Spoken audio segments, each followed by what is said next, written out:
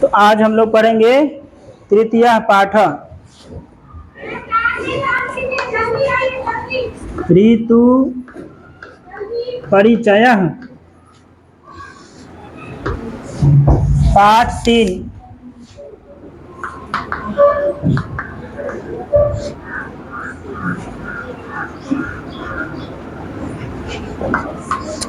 Chapter का नाम लिखिए सब लोग।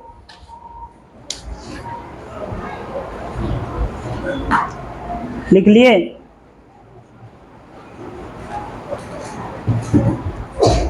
ऋतु परिचय हो गया? लिख लिए सब लोग?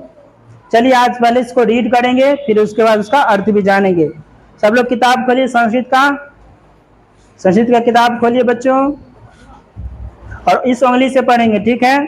चलिए रीड करिए। तृतीय पाठ ऋतु परिचय। सबके मुंह से आवाज नहीं आ रहा, सब लोग बोलिए जोर से। तृतीय पाठ ऋतु परिचय। अध्याय 3 तृतीय पाठ का क्या मतलब हुआ? तेरा पाठ, तीसरा पाठ, तेरा पाठ नहीं। ऋतु परिचय का मतलब हुआ ऋतु से परिचय ना। कितने ऋतु हैं? 7 ऋतु है कि 5 ऋतु है कि 3 ऋतु है? जो भी ऋतु है, चलिए हम इसको देखते हैं। अब देखिए 3 जो है मुख्य रूप से जो है पूरे दुनिया में 3 ऋतु माना जाता है, गर्मी, जाड़ा और बरसात, है ना। ग्रीष्म ऋतु, इसके अलावा शीतकाल और तीसरा वर्षा काल। ये 3 ऋतु है जो दुनिया में हर एक देश में पाया जाता है, कम या ज्यादा हो सकता है। और ये 3 वर्ष में जो है मुख्य ऋतु है, किंतु इसके अलावा जो है प्राचीन काल में भारत में 6 ऋतुओं को मानने की परंपरा आ रही है। भारत में कितने ऋतुएं हैं? 6 ऋतुएं हैं। संसार में कहीं भी आपको 6 ऋतु नहीं मिलेगा सिवाय भारत के। भारत का जो है प्राकृतिक सौंदर्य जो है इस 6 ऋतु में का स्पष्ट भेद कर रहा है। प्रस्तुत पाठ में जो है जिस ऋतु का संक्षिप्त परिचय हमको यहाँ पे देखेंगे। चलिए आगे रीड करिए।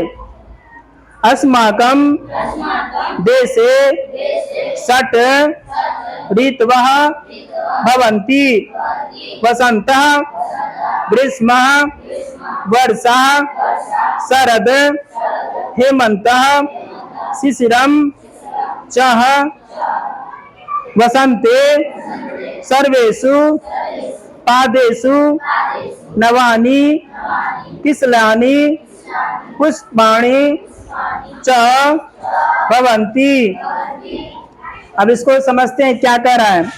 हमारे देश में कितने ऋतुएं हैं? 6 ऋतुएं हैं।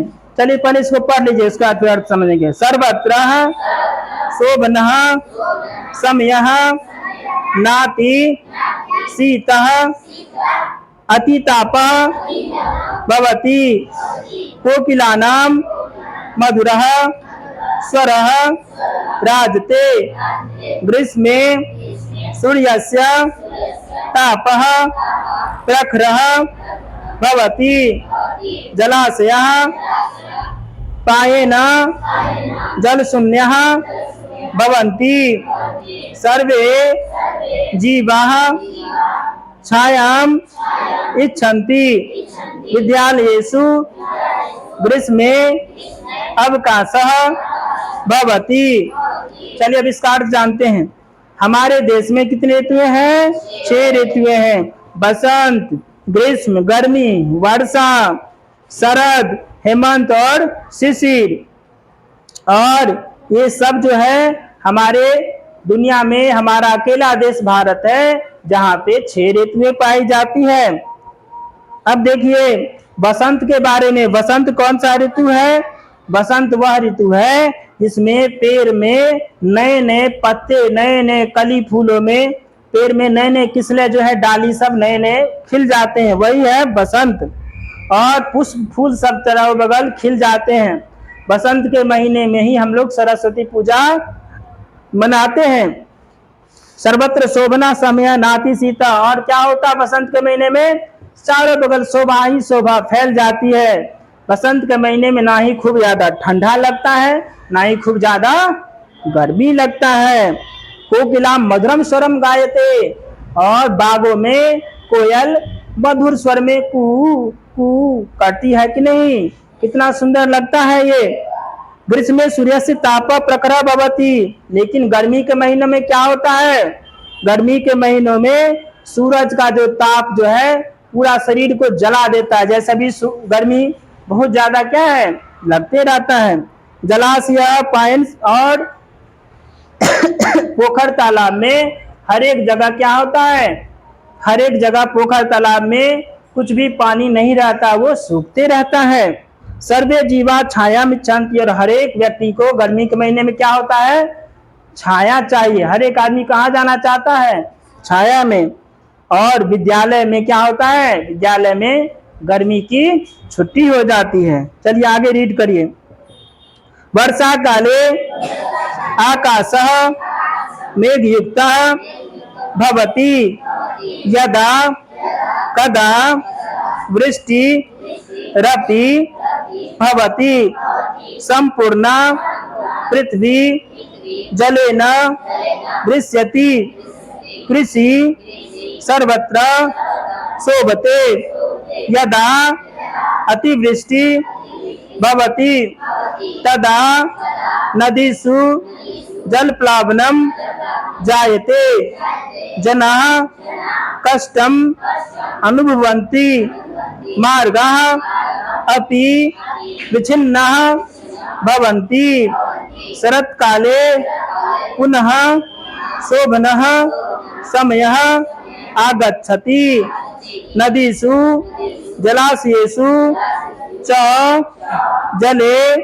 स्वच्छं भवति, अस्मिन् समये एव दुर्गा पूजा दीपावली च प्रसिद्धो उत्सवो उक्तः। चलिए इसका अर्थ जानते हैं। वर्षा काल में क्या होता है, अभी बारिश का महीना है, आकाश में हमेशा बादल लगे रहते हैं, और कभी कभार क्या होता है, आकाश में बिजली भी कड़कती है, और पूरा पृथ्वी जो है जल से भर जाता है जब वर्षा ऋतु होती है, वर्षा होती है। खेती में जो है कृषि सर्वत्र शोभते, खेतों में जब पानी आता है किसान खुशी में लहलहा उठती है, हमारा खेत हरे भरे फसल उग जाते हैं, धान का फसल जो भी फसल है, जब उसमें वर्षा में सब नदी जो गर्मी से एकदम सूखा रहता है, प्यासी रहती है धरती, उसको बारिश के महीने में जब पानी मिलता है तो फिर से वो हरा भरा हो जाता है। अभी आप जाएंगे चारों बगल हरा भरा घास पेड़ पौधे सब उग जाते हैं। और यथा अतिवृष्टि भवती तदा नदीषु जल प्लावनम जायते, और जहाँ पे बहुत ज्यादा बारिश होती है, अत्यधिक बारिश होती है, तो क्या होता है, नदी का जल पूरा भर जाता है, और सभी लोग क्या होते हैं, कष्ट अनुभव करते हैं। रास्ता जो है क्या होता है, टूट जाता है, ज्यादा अगर बारिश होगा तो रास्ता क्या होता है, टूट जाता है। और देखते हैं कई सारे बच्चे जो जानीपुर से आते हैं तो उनका क्या होता है, पैर पूरा दम जहां से चलेंगे वो रास्ता ही में पानी भर जाता है, पैर मोड़ करके या कपड़ा उपड़ा मोड़ करके आना पड़ता है, भीग जाता है सारा। शरत काले पुनः शोभनम समय आगच्छति, और शरत काल का जब समय आता है तो फिर से शोभा आ जाता है, नदी का जल जो है पूरा स्वच्छ हो जाता है। अस्मिन समय एवं दुर्गा पूजा, और इसी समय में क्या होता है, दुर्गा पूजा दीपावली और प्रसिद्ध उत्सव सब है। तो अब आने वाला है कौन सा कौन सा ऋतु आने वाला है, शरत काल नहीं, अब जो आएगा कौन सा ऋतु आएगा, शरत काल, उसी में दुर्गा पूजा दीपावली सब होगा। आगे रीड करिए। हेमंते शीतस्य आरंभ भवति, सूर्यस्य किरणः रोचन्ते, धान्यम क्षेत्रेषु पक्वं भवति, कृषकाः तेन प्रसन्नाः भवन्ति, शिशिरे शीतस्य आधिक्यं भवति, सूर्यस्य किरणः अपि यदा कदा तुषारे लुप्ताः भवन्ति निर्धना जना शीतेन पीड़ाम् अनुभवन्ति यत्र तत्र अग्निः प्रज्वलिता सेवितश्च भवति सर्वेषु ऋतुषु वसन्तः राजा कथ्यते ग्रीष्मो वर्षा शरच्चैव हेमन्तो शिशिरम् तथा तेषु सर्वेषु राजायां वसंतो मोददायक। अब देखिए आगे इसका अर्थ समझते हैं। हेमंत का जब महीना शुरू होता है, ऋतु शुरू होता है, तो चारों बगल ठंडा की शुरुआत हो जाता है। सूर्य का जो किरण है, जिससे गर्मी में हम लोग भागते रहते थे, वही सूर्य का किरण हमको अच्छा लगने लगता है। धान्यम क्षेत्रेषु पक्वम भवति, और धान का जो खेत है उसमें धान पकने लगता है, और धान को पकते हुए देख करके हमारे किसान भाई काफी प्रसन्न हो जाते हैं। शिशिरे शीतस्य अधिकतम भवति, और शिशिर के महीने में ठंडा बहुत ज्यादा लगने लगता है, और सूर्य का किरण जो है क्या होता है, कई बार है सो कई दिन तक नहीं नजर आता है। निर्धना जना शीतलम पीड़ा अनुभवति, और गरीब लोग जो है ठंड के महीने बहुत दिक्कत होता है, उनको ठंड में ठिठुर जाते हैं, कई लोग मर भी जाते हैं। गर्मी में तो कोई दिक्कत नहीं, हवा बह रहा कहीं भी चले जाए, ठंड में तो चाहिए कंबल, तो कंबल का जिसको कमी रहता है वो गरीब सबको दिक्कत होता है। यत्र तत् अग्नि प्रज्वलति, तो गरीब लोग क्या करते हैं, अग्नि प्रज्वलित कर लेते हैं, जलावन वगैरह सब कुछ जला लिया, उसी को तापते रहते हैं। सर्वेषु ऋतु वसंत राजा कथ्यते, और सबका राजा कौन है ऋतु का, वसंत। सभी ऋतुओं का राजा कौन है, वसंत को क्यों राजा कहा जाता है, ना ही ठंडा की तरह इसमें ठिठुरना पड़ता है, न ही गर्मी की तरह पसीना से तरबतर होना पड़ता है, बल्कि बसंत में बहुत मजा आता है, नहीं ठंडा लगते रहता है नहीं गर्मी, तब बीच वाला मौसम रहता है, इसलिए बसंत को राजा कहा गया है। इसका होमवर्क लिखिए, इसमें क्वेश्चन आंसर सब बनाइएगा। चैप्टर नंबर 4 स्वतंत्रता दिवस, चैप्टर का नाम लिखिए स्वतंत्रता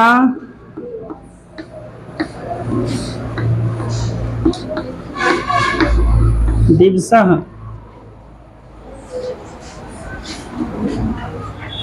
दिवस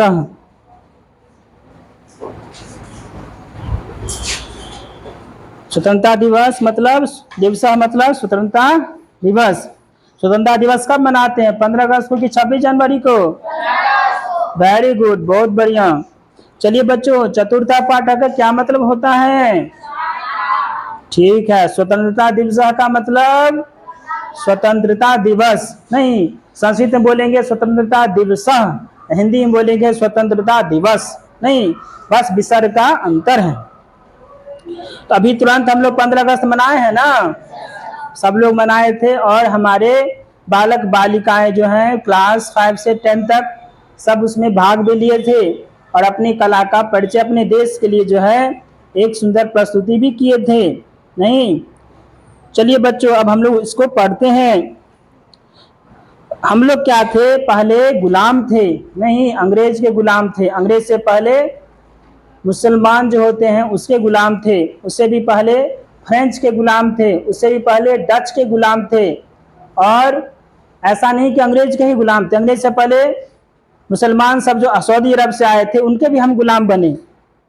उससे पहले डच, पुर्तगाल, ये सब जो है फ्रेंच, सब के हम लोग गुलाम बने। भारत हमेशा गुलाम बनता रहे।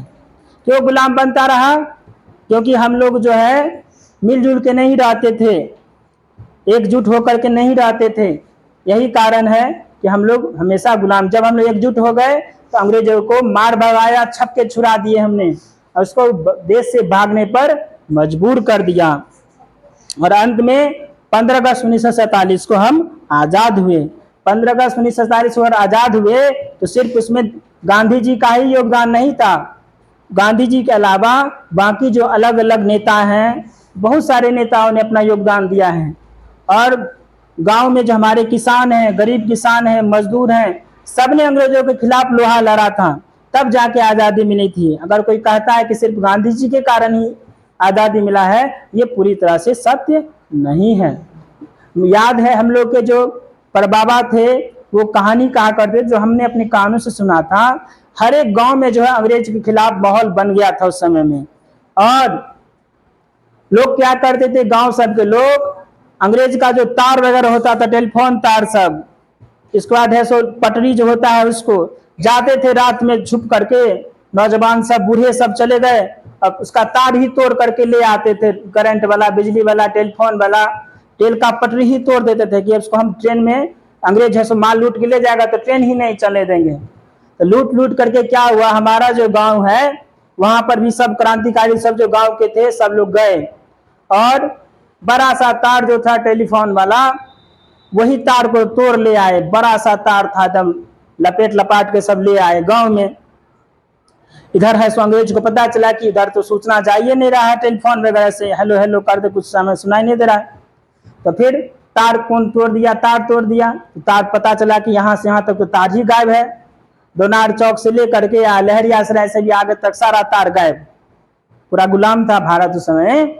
तो फिर क्या किया जाए, तब एगो चौकीदार को भेजा गया, लाल रंग का टोपी पहने हुआ था, लाल रंग का टोपी पहने हुआ था, और लाल टोपी उस समय जो है पुलिस से बहुत डरता था भारतीय सब। एक तो लाल टोपी वाला जो आ जाता था, डर के मारे सब गेट तक लगा के कुंडी लगा करके बैठ जाते थे कि पुलिस आ गया, भागो भागो, पुलिस आ गया, भागो भागो। डर के मारे सब थर थर कांपने लगते थे एक पुलिस को देख करके ही। और आज ये स्थिति है, जो एसपी भी आ जाता तो लोग को कोई चिंता नहीं होता है। तो पुलिस आया चेक करने के लिए, अपने साथ है सो 10-12 तो पुलिस को लेकर आया कि चेकिंग करने के लिए कौन तार छुपाया हुआ, कौन तार छुपाया हुआ है। पूरा गांव में टहलने लगा इधर से उधर, लोग थर थर कांपने लगे। गेट ठकठका करके सबको बुलाया गया, सब 1 मिनट में इकट्ठा हो गया, बोले कहाँ है, चेकिंग करने लगा, चेकिंग करने लगा। सबके घर में चेक करता था, सबके घर में चेक करता था, नहीं मिलता था। फिर दूसरे घर, वहां भी नहीं मिला, तीसरे घर, वहां भी नहीं मिला तार। तब फिर जहां पे अब इधर है सो क्रांतिकारी सब जो थे गांव के हमारे, वो कह रहे थे कि अरे तार को तो अंग्रेज ढूंढ रहा है, मिल जाएगा तो हम लोग को तो फांसी, पूरा चमड़ी उधेड़ लेगा, फांसी चढ़ा देगा, क्या किया जाए। तो फिर तार को जो है एक तो बूढ़ा को बुलाया गया गांव में, बूढ़ा था ही वो, और उसको जो है बीमारी था, कफ वाला जो होता है, दमा वाला बीमारी, खो खो करने वाला वो बीमारी। तो उसको क्या किया, खाट जो था उसके पीछे जो है सो गोईठा वगैरह था, उसके नीचे में तार छुपा दिया, गोईठा से लगा दिया चारों बगल। आगे जो दलान का मुंह होता है, इसमें लोग एंट्री करेगा, वहां पे खाट बिछा दिया, बुढ़वा अपना सो गया, खूब खो खो करके थूक खकार वहां पे गिरा दिया। अंग्रेज आया चेक करने के लिए, तो बोला कि आया चेक करने के लिए, तो वहां पे पूरा थूक सब फेंका हुआ था, बदबू मक्खी की भिनक रहा था। तो वहां जैसे ही आया बोला, ये उसको बोला कि डॉग, इंडियंस आर डॉग, मतलब भारतीय कुत्ते होते ना, गंदगी, जाओ जाओ यहाँ से, तो बदबू फैल रहा है, यहाँ कौन चेक करेगा, भागो भागो, कितना गंदा है यहाँ का आदमी सब। और फिर कहते हैं वहां से चला गया। और वो जो देखा कि जाएंगे एंट्री चेक करने के लिए, तो गेटे पे बुढ़ान जी अपना बैठे हुए थे खटैया लेकर के, वहां पे थूक वगैरह फेंके, गंदगी फैला दिए हुए थे। तो भला अंग्रेज कैसे जाता गंदगी में, गंदगी के डर से पहले ही भाग गया, नाक तक बंद करके अपना। इस तरह से क्रांतिकारी जो है अपनी चालाकी से जो अपना जान बचाया, उसको है सो तार नहीं मिला। तो ये तो हम छोटा सा उदाहरण दिए अपने गांव का, ऐसा पूरा दुनिया, भारत देश में जगह जगह गांव के लोग जो है एकदम उत्साह आ गया था कि अंग्रेज को एकदम मार भगाएंगे, जहां तक अंग्रेज को सब नुकसान पहुंचाएंगे, तब जाके आजादी मिला था। ठीक है, ये बिल्कुल असत्य है कि दे दी हमें आजादी बिना खड़क बिना ढाला, साबरमती के संत तूने कर दिया कमाल, ये बिल्कुल बकवास गाना है, इसका कोई सत्यता से मौजूद नहीं है। अगर आजादी अगर लाठी डंडा से मिलता तो फौजी सब जो भी फौज रखा हुआ था बंदूक लेके काहे सीमा पर खड़ा है। चरखा से कहीं आजादी मिला है? चरखा से अगर आजादी मिलता तो फौजी सबको चरखा दे देते मोदी जी के, जाओ चरखा चलाइए, पाकिस्तान जो है अपने आप पीछे हटता चला जाएगा। 2 बार चरखा चलाए 2 कदम पीछे, 3 बार चरखा चलाए 4 कदम पीछे। ये सब सिर्फ कहने वाली बात है। आजादी पाने के लिए संघर्ष करना पड़ता है, खून देना पड़ता है, और हमारे देश के क्रांतिकारियों ने अपना खून दिया है। भगत सिंह का फांसी का सजा हो गया, चंद्रशेखर आजाद को मौत मिला, सुभाष चंद्र बाबू को भी मौत मिला। नहीं, जब तक आप संघर्ष नहीं करेंगे, संघर्ष में आपको जैसे ही संघर्ष करेंगे तो हमको कष्ट मिलेगा, लाठी डंडा मिलेगा। ऐसा नहीं कि संघर्ष किए, अंग्रेज भगवान 2 किलो मिठाई भेजवा दिए, जाइए आप संघर्ष किए थे, हम आपको आजादी मिल गया, ऐसा होता है क्या? और यही यहाँ पे सिखा रहे हैं कि गांधी जी के बारे में कि दे दी हमें आजादी बिना खड़क बिना ढाल, खड़ग बिना ढाल तो इतना चला, बंदूक पिस्तौल जो लोग का जान गंवाना पड़ा। महिलाएं भी पीछे नहीं रही, सभी महिलाओं ने भी अंग्रेज से खूब दांत खट्टे किए। रानी लक्ष्मीबाई का नाम सुना होगा, उसने संघर्ष किया था तो उसको मौत मिला कि नहीं मिला। तो जो भी क्रांतिकारी थे जिन्होंने संघर्ष किया उसको सबको मौत के घाट उतारा गया। अब बताइए नेहरू जी और गांधी जी किस प्रकार के क्रांतिकारी थे जो अंत तक जीवित रहे, इसको कुछ नहीं हुआ, कोई कष्ट नहीं हुआ। इस तरह के क्रांतिकारी को अब क्या कहेंगे। चलिए आगे देखते हैं। कुणालः मित्र त्वम इदानीमपि च प्रस्तुतः कदा विद्यालयं चलिष्यसि। रहीमः ननु शीघ्रम् आगच्छामि, आवां सहैवं विद्यालयं गमिष्यावः। कुन्तलः चल चल शीघ्रं विद्यालये स्वतंत्रता दिवसस्य भव्यः समारोह अस्ति।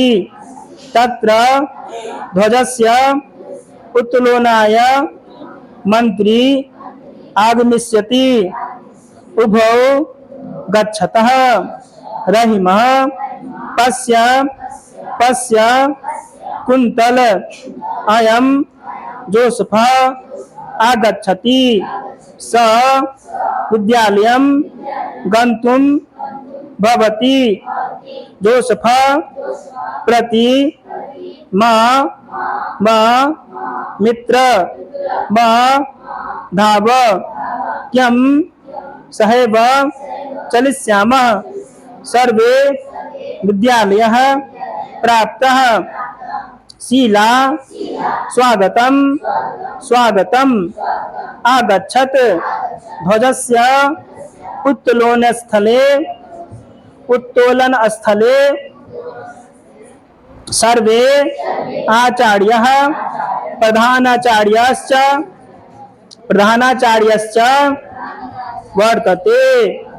वर्तन्ते। मंत्री महोदयः अपि शीघ्रं गमिष्यति। चलत स्व स्थाने अवस्थिता भवत्। मंत्री ध्वजो तोलनं करोति। ततः स्वतंत्रता दिवसस्य महत्वं बोधयति।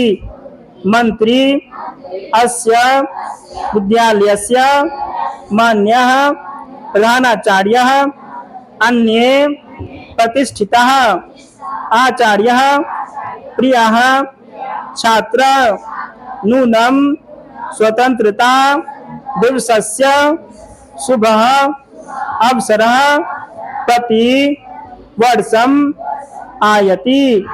अस्माकं देशस्य पूर्व पुरुषाणां बलिदानं बोधयति। अब इसका अर्थ जानते हैं, ठीक है बच्चों। अब देखिए कुंतल कह रही है, कुंतल नाम है कि मित्र तुम इदनापि न प्रस्तुत कदा विद्यालयम चलिष्यसि। एक बुक दीजिए तो यहाँ पे धुंधला दिखाई दे रहा है, टैब में किताब दीजिए जरा। इसमें जो है सही से प्रिंटिंग नहीं किया हुआ है। अब कुंतल कह रहा मित्र से कि इस समय भी अब तक भी तुम तैयार नहीं हुए हो, क्या तुम्हें विद्यालय नहीं जाना है। रहीम कहता है ननु शीघ्रम आगच्छामि, कहता है ठीक है अच्छी बात है, हम लोग जल्दी से चलेंगे। आवम सहे विद्यालयम गमिष्याव, हम लोग भी साथ में विद्यालय जाते हैं। कुंतला कहती है, कुंतल कहती है चल चल शीघ्रम, चलो चलो जल्दी चलो जल्दी चलो, विद्यालय में स्वतंत्रता दिवस का भव्य समारोह होने वाला है। वहां पे झंडा फहराने के लिए कौन आ रहे हैं, मंत्री महोदय आ रहे हैं, और सब लोग साथ चलने लगते हैं। रहीम कहता है पश्या पश्या कुंतलः, क्या नजनी कहाँ गया, देखो देखो कुंतल भी आ रही है। अयम जोसेफ आगच्छति, और देखो जोसेफ भी आ रहा है। हम लोग सब विद्यालयम गंतुम भ्रावती, हम लोग सब लोग क्या करेंगे, धीरे धीरे विद्यालय दौड़ते हुए जाते हैं। जोसेफम प्रति मामा मित्रम, हाँ मेरे मित्र। माधव मैं भी चलूंगा, वयम सर्वे चलिष्यामि हम लोग सब साथ साथ चलते हैं। नहीं होता है कि विद्यालय में जब जा रहे हैं तो साथ में उसको भी कर लिया, और चलो चलो चलो जल्दी चलो विद्यालय में, इस तरह से यहाँ पे कह रहा है। शीला कहती है स्वागतम स्वागतम स्वागत है, आगच्छत आओ आओ, ध्वजस्य उत्तोलन स्थले सर्वे आचार्य प्रधानाचार्य वर्तन्ते, और ध्वजा को जो है झंडा फहराने के लिए जो है सभी आचार्य लोग शिक्षक लोग आ गए हैं, प्रधानाचार्य भी आ गए हैं, मंत्री महोदय भी आ गए हैं, और सब लोग अपने अपने जगह पे बैठ गए हैं। मंत्री महोदय जो है ध्वजा फहराने लगे हैं और स्वतंत्रता दिवस का बारे में महत्व भी बताने लगे हैं। मंत्री जी कहते हैं ऐसे विद्यालय से माननीय प्रधानाचार्य और भाषण देते हैं कि हे विद्यालय के सभी माननीय प्रधानाचार्य, प्रतिष्ठित आचार्य, सब प्रतिष्ठित मतलब माननीय शिक्षक महोदय और प्यारे छात्रों, ये जो स्वतंत्रता दिवस का शुभ अवसर है ये हर एक साल आता है, और हमारे देश में जो है ये आजादी मिला है पूर्व जो हमारे क्रांतिकारी ने जो बलिदान दिया उसी के आधार पर ये मिला है। अस्माकं देशस्य एकैकः जनः अद्य मुदित, हमारे देश में एक भी, चलिए प्लीज इसको रीड कर लीजिए फिर इसको अर्थ जानेंगे। चलिए पढ़िए इसको। अस्माकं देशः एकैकः जनः अद्य प्रमुदितः, अधुना वयं सर्वथा स्वतंत्रता किंतु संयमः अस्माकं धनं वर्तते, शास्त्राणि कथयन्ति आत्मनः प्रतिकूलानि परेषां न समाचरेत्, अतः तदेव कार्यं करणीयं येन सर्वे जनाः प्रमुदिताः भवन्तु, न कस्यापि कुत्रापि कष्टं भवेत्, अत्र जीवनस्य समरसता अपेक्षिता, सर्वे समानः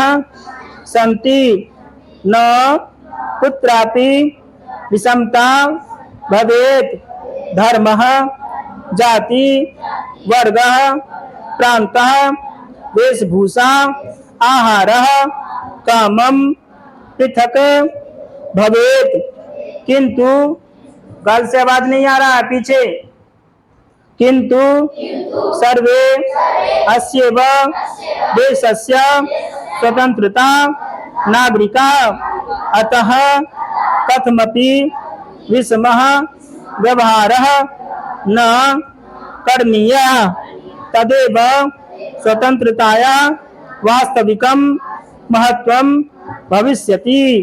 जयतु भारतम जयतु भारतीय इति कथित्वा मंत्री महोदय नमस्कारं करोति, मधुराणां गृहीत्वा सर्वे गृहं गच्छन्ति। अब मंत्री जी भाषण दे रहे हैं, क्या करें, हमारा देश जो है एक है और हम लोग एक ही देश में रहने वाले हैं। अभी के समय में हम अभी स्वतंत्र हैं, लेकिन हमें जो है आजादी जो है इतनी आसानी से नहीं मिली है। शास्त्र कहता है आत्मनम प्रतिकूलानि परेशानम समाचरते, शास्त्र कहता है कि जब हम परेशान होंगे, जब परेशानी मुसीबत की घड़ी हो तो हमें परेशान नहीं होना चाहिए, बल्कि उसका पीछे लास्ट बेंच सीधा बैठिए, तो हमें उसका समाधान ढूंढना चाहिए। और जिंदगी में हमेशा हर एक लोगों को जो है जीवन में खुशियां और दुख दोनों ही आती है, इसलिए हमारे जीवन में समरसता होना चाहिए, यानी जीवन में कभी सुख भी आता है और कभी दुख भी आता है। इन दोनों परिस्थितियों में हमें एक समान रहना चाहिए। ये नहीं कि खुश हो गए तो पूरा सबको सुनाते चले जा रहे हैं कि मेरे पिताजी एक फ्रिज लाए, खुश हो गए, सबको सुनाते जा रहे हैं। क्लास में 60 को बच्चा है, सबके कान में जाके नहीं भी सुनने वाला है, सुना के चापाकल के सामने में, बाथरूम जा रहे हैं तब सामने में, प्रार्थना में ऐसे करके सुनो ना फ्रिज लाए हैं मेरे पापा, उसको भी कहने सबके कान में भर दिए fridge fridge fridge fridge fridge fridge, सबको फ्रिज फ्रिज करते जा रहे हैं। और खूब कूदे जा रहे हैं हंसी में, लग रहा है पहाड़ पे चढ़ जाएंगे खुशी के मारे। और फिर एक दिन क्या हुआ, फ्रिज खराब हो गया और उसमें पानी तानी करंट लग गया। अब रोना धोना शुरू, पूरा एकदम नाटक शुरू।